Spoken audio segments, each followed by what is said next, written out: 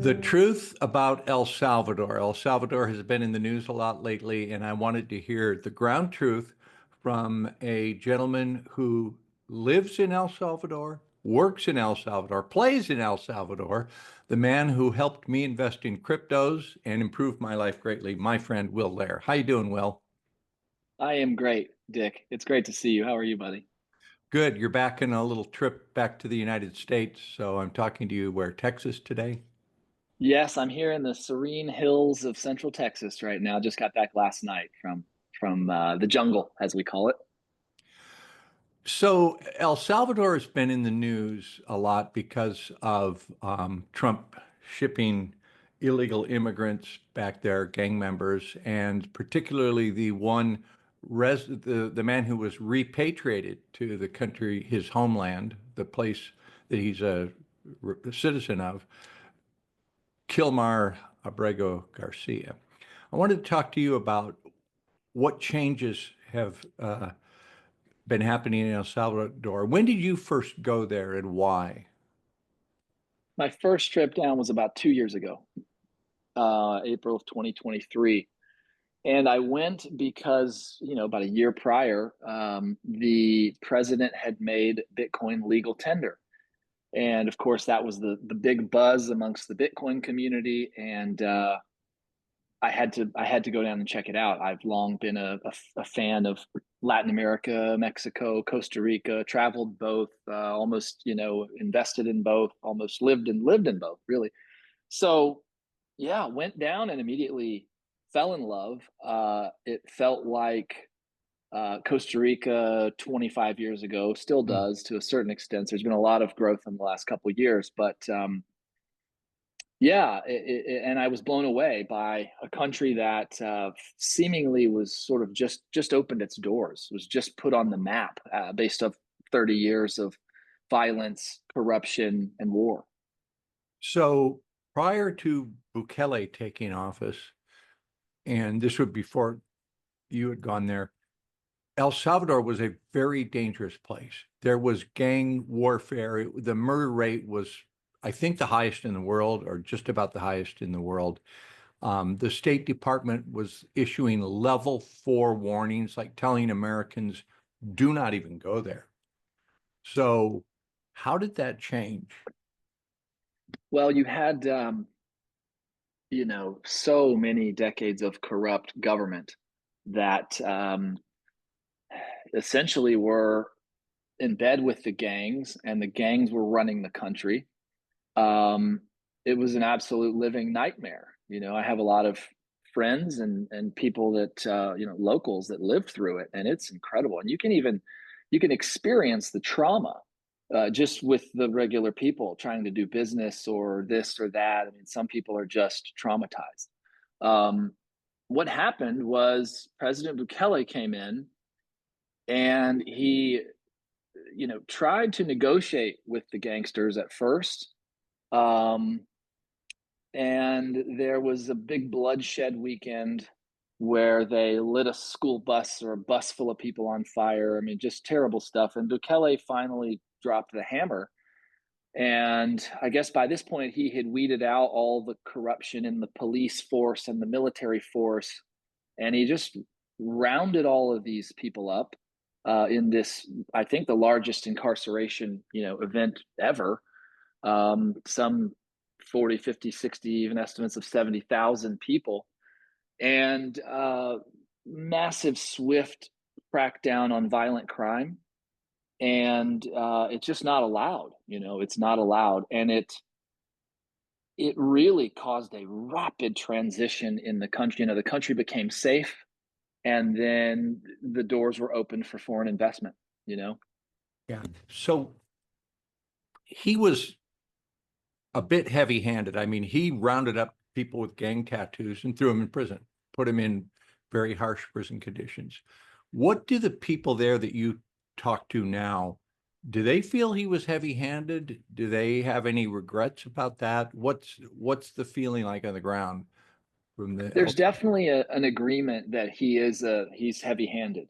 Um, you know, he said it best though when the left media, the Western media, is screaming about the human rights of these criminals. And Bukele says, well, what about the human rights of the 6 million Salvadorans who were living under torture? I mean, a third of the country left and came to the U.S. That's some 2 million people over the last 30 years. Now they're all going back to visit and reunite with family and such. Yes, Wait, they're that's an important point. So what we're hearing about in the news is criminal gang members being, huddled together in chains, taken off a plane and whisked into a prison. But there are regular El Salvadoran citizens who are going back on their own to live in their home country under happy circumstances. Like, hey, you're let's go not back because seeing he's cleaned it up.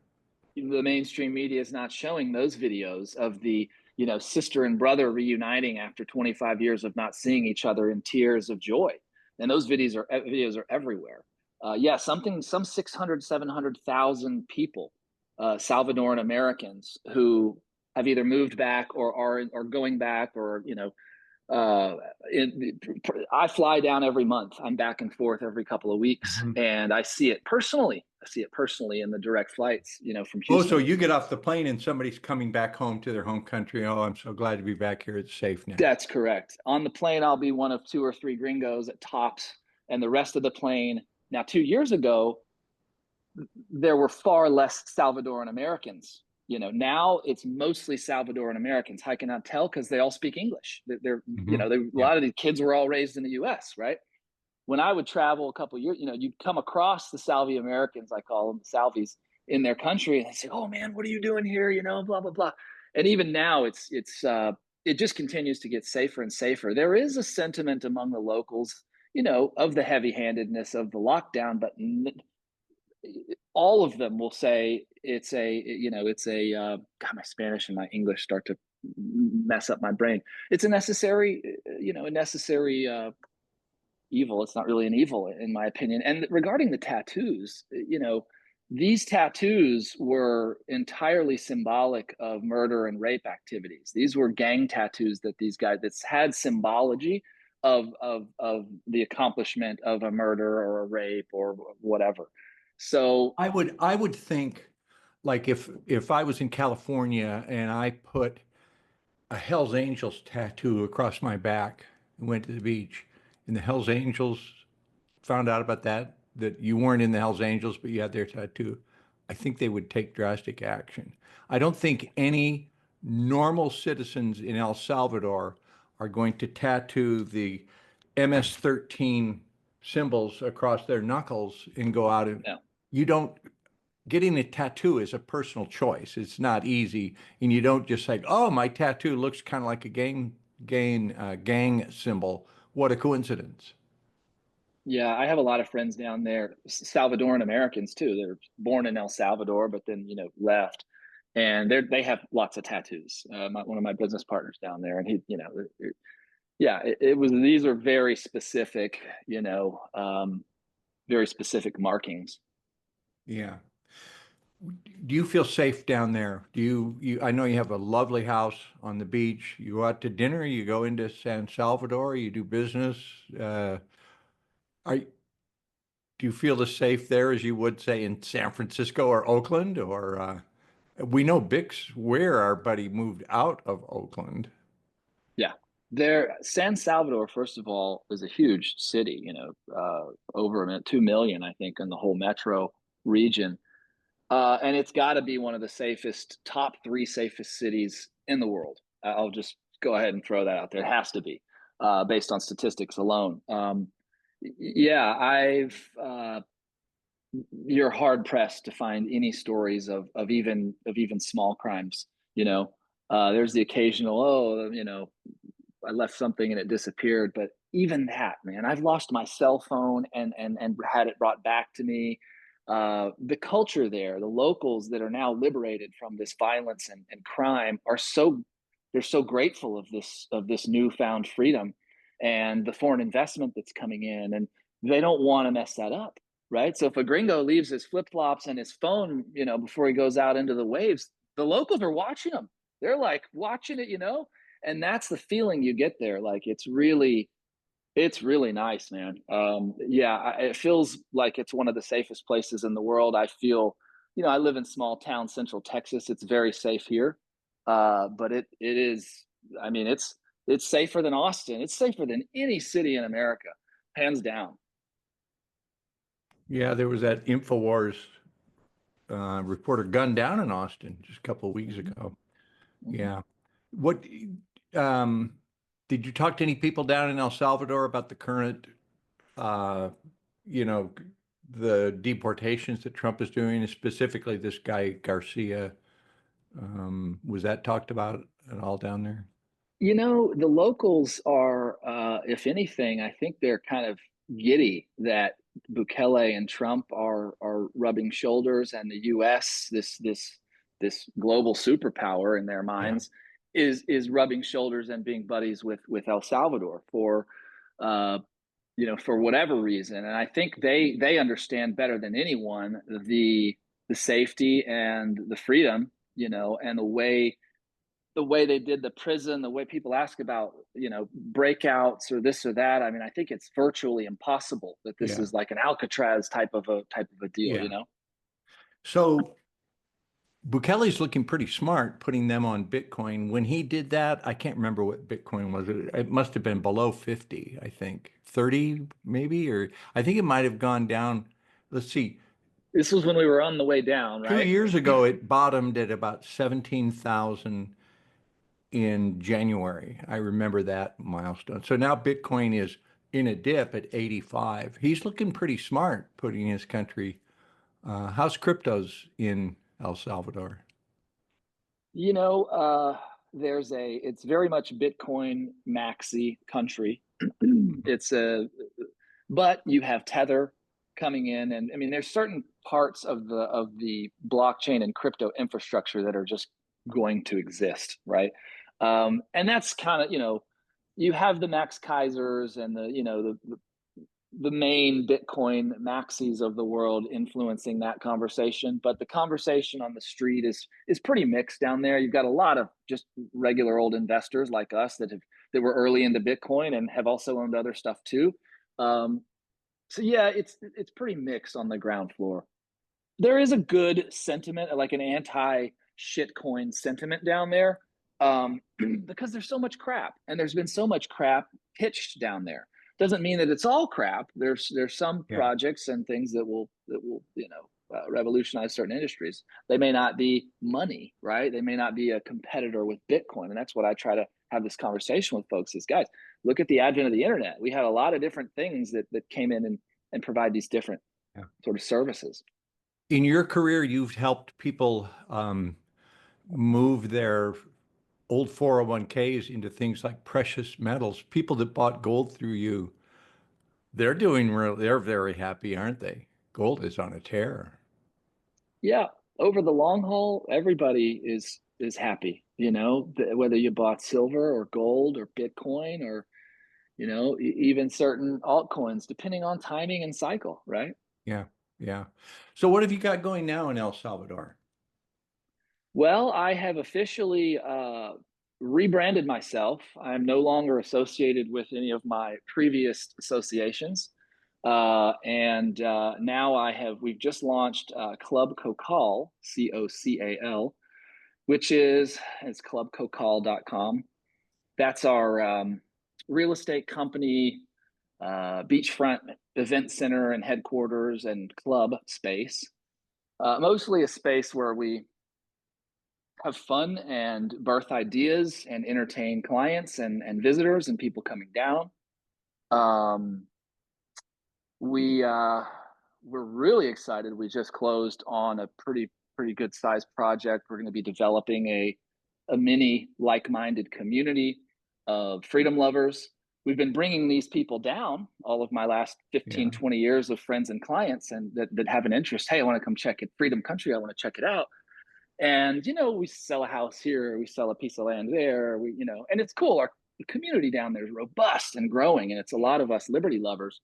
um, but this opportunity arose, and yeah, we're going to do an actual 21 neighbors community with green spaces and amenities, and at this rate, it looks like it's probably going to be mostly subscribed by friends. So Will Lair is now a developer. You've got a piece of land and you're going to turn that land into a community of crypto Yeah, people? yeah. I worked in resort development, sales, and marketing back in a past life for some of the top-notch Mhm. resorts in the country, world, with big names.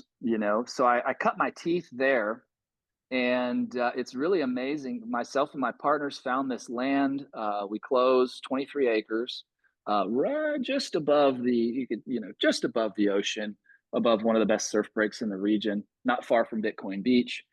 So, and the team is really coming together as far as we're engineers and developers and architects and people even on the team we have. So, yeah, we're going to develop a That's little that, community.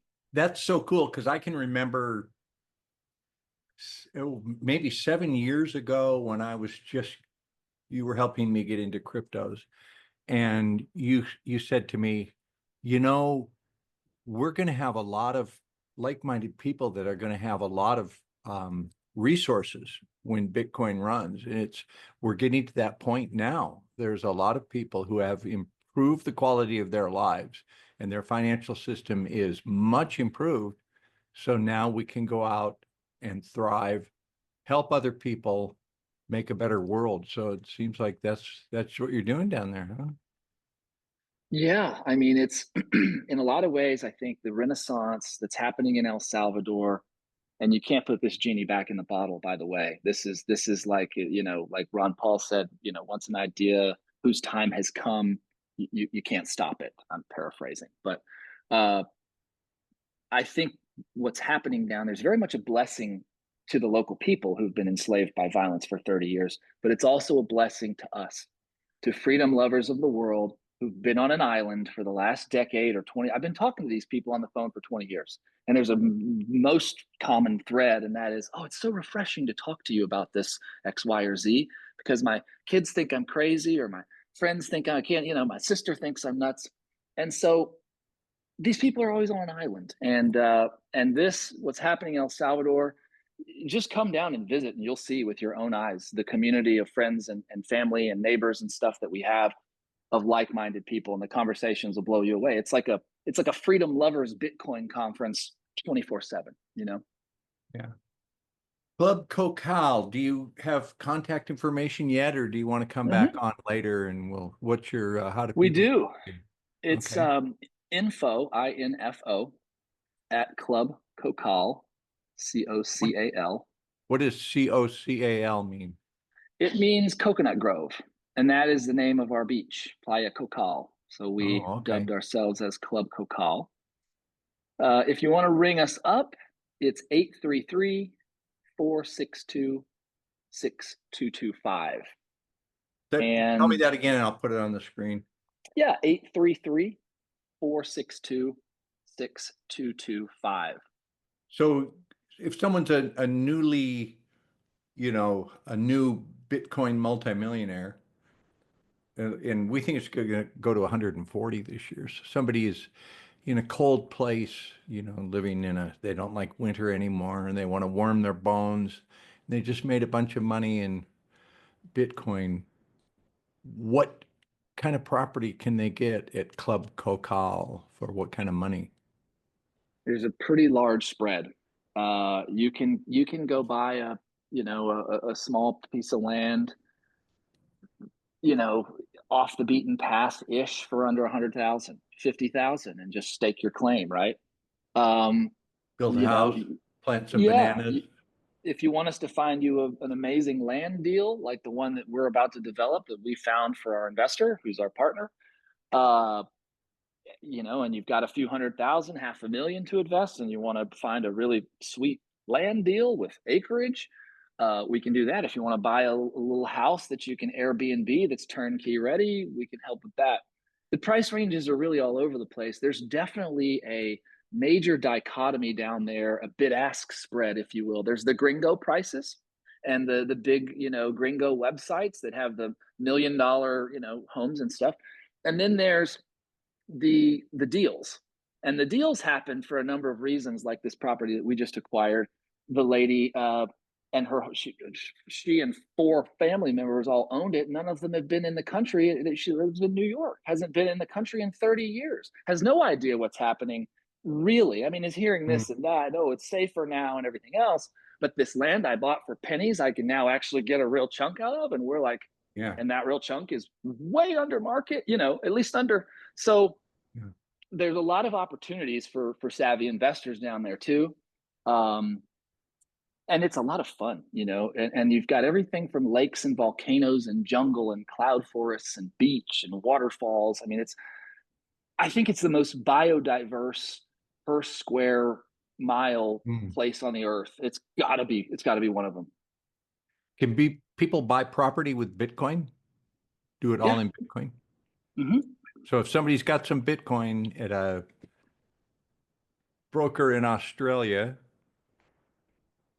they can get a hold of you and you'll accept payment in Bitcoin and doesn't have to go through the banks. Correct. Yeah. If we can't convince the seller, and now we have really great on-ramp infrastructure down there where we can, and if we can't, then we can assist, you know, or Bitcoin is legal tender that's what Bukele did, right? He made it. he made it legal tender, and then a few months ago there was he signed a deal with the IMF that's been really controversial because it put strings on some of the Bitcoin policies in the country. The Meanwhile, IMF, they got to get their clause in everything. well, everybody, the real Bitcoiners were very up in arms about this. I see Bukele, and he's a political chess master. He's a true, libertarian and been a beneficial king at heart. So I know he's playing chess here, and I also know how impoverished the country has been, and so this interest, and they're the country's on track to be the Singapore of Latin America in whatever, however long. There's a tremendous amount of infrastructure and capital. It's pouring in, but there's a lot more that needs to be done, right? So yeah, the legal tender is, we still have Bitcoin friendly banking down there and ease of exchange, onboarding, offboarding. But even as legal tender, it was been difficult to convince sellers sometimes to take, I don't want to take Bitcoin, Yeah, yeah, but if we can help them get set up and on ramped and they can, you know, have it hit dollars, come in as bits and yeah. switch into dollars in their bank Well, account, that's which we can that's where do. your knowledge and expertise and experience comes into play, right? That's why it's good to have you, Club Yeah, Copal. we've seen a lot, Dick, in 15 years of, alternative asset consulting and the self-directed IRAs. And, of course, we were real early into Bitcoin. And that's probably a good segue. We're going to be launching our next company, our alternative assets consulting company, here in the coming weeks. All that's being built right now behind the scenes, which will be Unbound Assets. And we'll do everything from crypto wallet consulting to asset recovery to inheritance planning to self-directed IRAs to precious metals, um, lots of stuff. So happy to help. Well, I did more than one self-directed IRA with your help, and I really appreciate it. It worked out really good for me. I met you at the Litecoin conference in 2018. Met you and your wife. Mimi and I had a good feeling. Mimi said, "Do it, invest with him." I go, "Okay." She goes, "Did you do that yet?" I go, "No." I waited a few months, finally made the call, and it worked out very well for me. It all went really smooth. All right, Will, thanks for your first person account of El Salvador. We are in interesting times. There's a lot of amazing stuff is going to happen pretty soon. So go cryptos, and we'll talk with you again soon. Thanks, Will. Much thanks to the future forecasting group for keeping us all on our toes and informed. God bless you guys. Yeah, yeah. All right. Thanks, Will. See ya. Yeah, brother. Take care.